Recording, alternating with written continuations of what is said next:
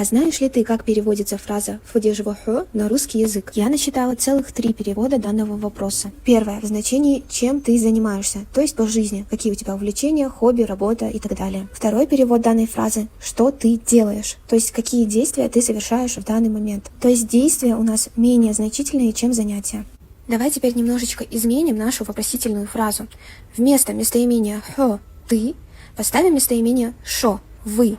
И получаем «фудежды шо». Данная фраза может использоваться в 2 значениях, которые мы с тобой рассмотрели, а также в 3 значении «как вы поживаете».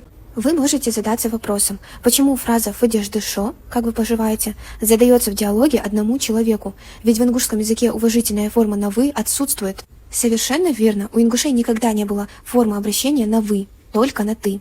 Но в данном вопросе «фудежды шо» подразумевается не только собеседник, но и его домочадцы. Получается, что я задаю вопрос одному человеку, говоря «фудежды шо», «как вы поживаете», подразумевая под этим вопросом не только его, но и его семью, то есть тех людей, которые с ним проживают.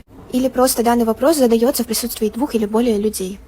Знаете, что я заметила? Когда вопрос «фудежвахо» нам задает человек, которого мы очень редко видим, то данный вопрос бывает в значении «чем ты занимаешься», то есть твои увлечения. А когда данный вопрос задает человек, которого мы, допустим, видим каждый день, или говорим по телефону, или переписываемся, то данный вопрос бывает в значении «что ты делаешь», то есть сейчас твое действие.